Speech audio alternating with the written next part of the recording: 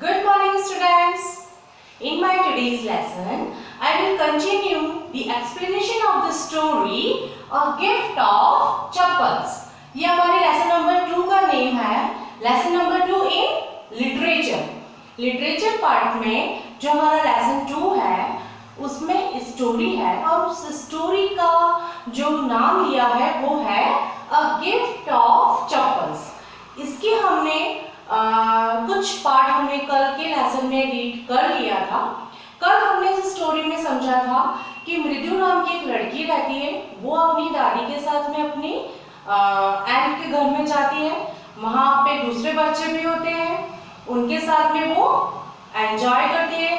वो बच्चे उसे क्या करते हैं, उनके घर में एक छोटा बिल्ली का बच्चा आया हुआ होता है तो वो उस बच्चे से उसको मिलाते. एक्चुअली वो बच्चा क्या होता है बिल्ली का, वो छुपा कर रखते हैं वो बच्चे, क्योंकि उनकी जो अम्मा होती है, दादी होती है, वो उसको पसंद नहीं करती है ना. इसलिए वो उसको पीछे मतलब घर के पीछे जो बैकयार्ड होता है वहां पर उस किटन को छुपा कर रखते हैं और मृदु को वहीं पर ही ले जाकर वो बच्चा दिखाते हैं. अच्छा, इसमें जो बच्चा होता है, जो बॉय होता है, वो क्या करता है, वो उस किटन को एक पल्लवा की जो आपने हिस्ट्री पढ़ी है उससे रिलेट करता है और बोलता है कि ये पल्लवा वंश की वंशज है.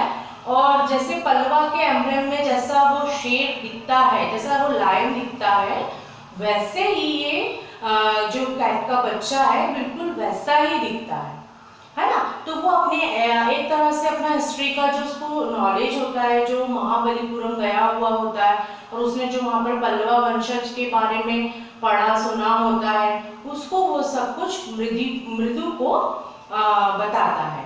और किसके थ्रू बताता है, उस कैट के थ्रू बताता है. Okay, so we will read more about this story कि इसमें क्या होने वाला है. So let's we continue the reading. How he loved the sound of his own voice. Meena and Mridu exchange looks. Meena और मृदु आपस में मतलब इस तरह से बात करती है एक तरह से कि अरे ये अपने साउंड को, इसको अपनी बातें कितनी पसंद आ रही हैं, है ना. What does that have to do with anything? मृदु डिमांडेड. मृदु कहती है अरे अब हम इन सब का क्या करें. I am telling you this cat is descended. मैं तुम्हें कह रहा हूँ ये कैट क्या है, वंशज है, फ्रॉम द डिसेंडेड है from the Egyptian cat god, Egyptian cat god से. No god is Bastet. Yeah that's it. वो उसको गॉड बता देता है उस किटन को. So well, one of the descendants of that cat goddess was a stowaway in one of the Pallava ships. क्या हुआ है कि उन जो कैट गॉडेस है उसमें से एक है ना पल्लवा शिप के साथ में आ गई. And his descendant was the Mahabalipuram Rishi cat, है ना. और उसकी जो डिसेंडेंट है महाबलीपुरम ऋषि कैट में, हुज डिसेंडेंट इज, उसकी डिसेंडेंट है कौन, Ravi. Flourished his tweak at Mahendran. Ravi क्या करता है, महेंद्रन की तरफ ट्विक मतलब ऐसा इशारा करता है किसी तिनके वगैरह से और बोलता है एमपी पुन्नई हियर. कौन है वो, एमपी पुन्नई. एमपी पुन्नई का फुल फॉर्म हमने पहले पढ़ा है क्या, महेंद्र वर्मा पल्लवा पुन्नई. ओके. वो एक वो आवाज़ निकालता है इस तरह से. ही श्रिक्ड वेरी प्लीज्ड विथ हिमसेल्फ. वो खुद से बहुत खुश होता है. Mahendran looked up. महेंद्रन ऊपर देखती है. Alarmed. He had just been sharpening his claws on the edge of the coconut shell, but worse then Ravi's awful whoop was a screech from the window. But a weird sound. If Mridu was startled, MP Punnai was frightened out of his wits. Hair standing on end, he bounced up and scurried towards a bamboo tray of red chilies that had been set out to dry. Trying to hide beneath it, he tipped a few chilies over himself. म्याओ. ही हाउल्ड माइजरेबली. क्या होता, महेंद्रन कौन, वो किटिन. वो किटिन क्या करती है, एकदम से देखती है, अलार्म एकदम जैसे अलर्ट होकर वो खड़ी हो जाती है एक तरह से, और वो क्या करती है अपने क्लाउड्स को ऐसे, आपने देखा होगा जब भी इस टाइप के जो एनिमल्स होते हैं वो अपने क्लाउड्स को क्या करते हैं, जब उठते हैं तो ऐसे रगड़ते हैं, तो वो भी अपने क्लाउड्स को ऐसे शार्प करती है, किससे, edge of the coconut shell, है ना। फिर क्या होता है, तभी एकदम से आवाज़ हो जाती है, रवि एकदम से वो पिक कर देता है, क्रिच की आवाज़ आती है। क्रिच किधर से आती है, विंडो की तरफ से, तो एकदम से वियर्ड साउंड, एकदम ख़राब सा ऐसा साउंड निकलता है। तो जो एमपी पुन्नी होती है वो डर जाती है और कहाँ चली जाती है, वो खड़ी होकर वो जहाँ पर मिर्चियाँ सूखती होती हैं, है ना, उस ट्रे की तरफ वो चली जाती है और वहाँ पर जाकर कुछ मिर्चें अपने ऊपर डाल लेती है। ऐसा लगता है जैसे वो खुद को छुपाना चाह रही है ना। The creaking went on and on, creaking की आवाज़ बढ़ती जाती है, बढ़ती जाती है। व्हाट्स दैट नॉइज सेड मृदु, मृदु पूछती है, अरे ये कैसी आवाज़ है। That's Lully, Lully learning to play the violin, granted Ravi, granted Ravi, Ravi जोर से एकदम बोलता है ऐसा कि अरे जो लली है ना वो वायलिन सीख रही है।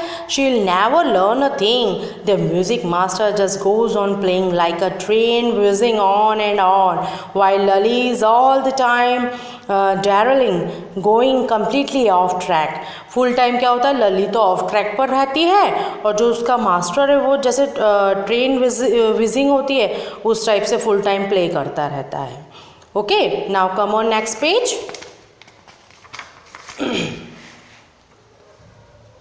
This is the second part of the story. अब इसमें हम पढ़ते हैं आगे। मृदु crept up to the window, मृदु विंडो की तरफ ऊपर देखती है। लली वॉज सिटिंग, विंडो में से क्या दिखता है, लली बैठी हुई है। लिटिल डिस्टेंस अवे, ऑकवर्डली मतलब अच्छी तरीके से नहीं बैठी है। We can see this position in this picture. These are the children, ये वही चिल्ड्रन है जो बातें कर रहे हैं सब, है ना। और ये लली वायलिन सीख रही है, उनके मास्टर बैठे हुए हैं। ओके, इनके बारे में यहाँ पर हम पढ़ रहे हैं। Okay, Lali was sitting little distance away, awkwardly holding her violin and bowstring, her elbows jutting out and her eyes glazed with concentration. In front of her, with most of his back to the window, was the bony figure of the music master. और window की तरफ ऐसे पीट करके कौन बैठा हुआ है, music master. He had a mostly bald head with a fringe of oiled black hair falling around his ears and an old-fashioned tuft. A gold chain gleamed around his leathery neck, and a diamond ring glittered on his hand as it glided up and down the stem of the violin. A large foot stuck out from the beneath his gold bordered vashtiate means उसकी धोती, and he was beating time on the floor with the scrawny big toe. इसमें उसका जो लली के master होते हैं, violin master, उनका description दिया है कि वो कैसे थे। उनका जो मतलब बाल भी कम थे, गंजे थे वो एक तरह से, और बड़ी ही गोल्ड चैन पहने हुए थे, उनके हाथ में डायमंड रिंग थी, है ना। एंड जो उनकी जो धोती थी वो गोल्डन पूरी उनकी बॉर्डर था उसका, और उनका जो वो बिग टॉ था, ये बार बार जैसे अपन थाप देते हैं ना म्यूज़िक पर, ऐसे वो उससे थाप दे रहे थे। Okay, he played a few notes, वो कुछ नोट्स प्ले कर रहे थे। नोट्स कौन से होते हैं, जब हम कुछ इंस्ट्रूमेंट प्ले करते हैं तो उसमें नोट्स होते हैं, उनको प्ले कर रहे थे वो। Lully stumbled behind him on her violin which looked quite helpless and unhappy in her hands. What a difference! The music master's note seems to float up and settle perfectly into the invisible tracks of the melody. वो जो notes थे वो कुछ ऐसा लग रहा था, जो नोट्स थे वो एकदम प्रॉपर ट्रैक पर नहीं जा रहे थे, प्रॉपर साउंड नहीं आ रहा था। It was like the wheels of a train fitting smoothly into the rails and whizzing along, as Ravi said, Ravi कहता है। Mridu stared at that huge beringed hand moving effortlessly of the violin stem, making lovely music. जो लली होती है वो अपने music master को देखकर बजाने की कोशिश करती है, पर वो करेक्ट ट्रैक को पकड़ नहीं पाती है. ओके, उनके जो सर होते हैं वो परफेक्टली इनविजिबल जो ट्रैक होता है उसको इजीली उस नोट्स के अकॉर्डिंग बजा रहे होते हैं, बट लली उस ट्रैक को प्रॉपर वे में फॉलो नहीं कर पाती है. Okay, स्क्वैक. There was Lully darling again. Amma came a wail from the gate. Amma, oh! Ravi sent that beggar away, cried his mother from the back veranda where she was chatting with Tapi. He has been coming here every day for the past week, and it's time he found another house to beg from. Pati explained to Tapi. पाती explain करती है तापी को. और ये जो bagger है actually क्या होता है, इसी इंसिडेंट के बीच में एक बैगर होता है जो कई बार इनके घर पर आया होता है. तो वो पाती जो होती है वो तापी से यही बात करती है कि ये बैगर जो है ये अब इससे कोई दूसरा घर ढूंढ लेना चाहिए, ये बार बार हमारे ही घर पर आ जाता है.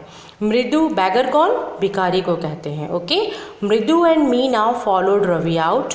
Okay, the beggar was already in the garden. Beggar कहाँ था, गार्डन में था. Making himself quite at home. He had spread his upper cloth under the neem tree. उसने अपना कपड़ा बिछा लिया नीम ट्री के नीचे. And was leaning against its trunk, apparently prepared to take a little snooze while he waited for the ants to appear. Go away, said Ravi sternly. My party says it's time you found another house to beg from. इतने में रवि आता है और उसको कहता है, अरे तुम यहाँ से जाओ, मेरी जो पाती है ना उसने कहा है कि अब ये ना तुमको दूसरा घर ढूंढ लेना चाहिए, तुम्हें हमारे यहाँ से कोई एम्स नहीं मिलेगी. एम्स इट मीन्स जो हम कुछ भी देते हैं भिखारी को उसे कहा जाता है ना. The beggar open his eyes. Beggar तो क्या था, वो अपना कपड़ा बिछाकर थोड़ा सा हल्की सी नींद लेने लग गया था. बट बैगर ने क्या करा, अपनी आइज़ को ओपन किया very wide and gazed at each of the children one by one. सब बच्चों को एक के बाद एक देखा. The ladies of this house, he said at last in a voice choked with feeling, are very kind souls. उसकी आवाज़ चौक हो गई, मतलब बड़ी गहरी आवाज़ में वो कहता है कि अरे इस घर की लेडीज़ तो बहुत अच्छी हैं, काइंड सोल की हैं. I have kept my body and soul together on their generosity for a whole week. मतलब मैं पूरे सप्ताह उनका इंतज़ार करता हूँ कि अरे मैं यहाँ पर जाऊँगा इस वीक में तो मुझे यहाँ से बहुत कुछ मिलेगा. I can't believe that they would turn me away. मुझे विश्वास नहीं हो रहा मुझे जाने के लिए कह रही हैं. ही रेज्ड हिज वॉइस. उसने अपनी आवाज़ बढ़ाई. अम्मा अम्मा ओ, sad his wail might be, but it certainly wasn't feeble. It began in a deep, strong rumble somewhere in his withered belly and came booming out of his mouth with its few remaining teeth stained brown with battle chewing. Ravi told him there was nothing left in the kitchen. Called Rukkumani. Rukkumani ने बोला है कुछ नहीं बचा है, तुम इस तरह से मत बोलो, कुछ भी नहीं बचा है घर में. And he is not to come again. Tell him that. और उन्होंने कहा है कि उसे कह दो वो यहाँ पर फिर कभी ना आए. She sounded fed up. Ravi didn't have to repeat it all to the beggar. What his mother said had been easy for them all to hear. There under the neem tree the beggar sat up and shied. क्या होता है, रवि की जो माँ होती है वो अंदर से बोलती कि इसको कह दो कि फिर से घर पे ना आए और मतलब कोई दूसरा घर देख ले. इस तरह से पूरी बात वो कहती है अपनी. तो रवि को ये कहने की ज़रूरत नहीं पड़ती क्योंकि जो उसकी आवाज़ थी वो इजीली नीम ट्री तक आ रही. So friends, it's enough for today. आज हमने स्टोरी का मोस्टली पार्ट पढ़ लिया है, जो बहुत थोड़ा सा लिटिल पार्ट हमारा बचा है. We will continue in the next lesson. Okay, there are so many hard words in this story. So मैं चाहती हूँ कि आप डिक्शनरी यूज कीजिए और उस डिक्शनरी में से उन न्यू वर्ड्स के मीनिंग लीजिए. ओके, तो आपको उनके मीनिंग लर्न करना है। कई बार क्या होता है, हम सोचते हैं कि hard words it means we have to write down in the copy, copy में लिख लेते हैं। कॉपी में लिखने से क्या होगा, you have to learn that, उनको आप याद कीजिए। ओके, तो आप जब उनको याद करेंगे ना, दे विल बी मेमोराइज्ड, आपको याद रहेंगे, और आप जब भी कुछ भी नया सेंटेंस बनाएंगे ना, तो उसमें वो यूज होंगे। ओके स्टूडेंट्स, तो डिक्शनरी का यूज कीजिएगा। We will meet in the next lesson. Okay? Good day.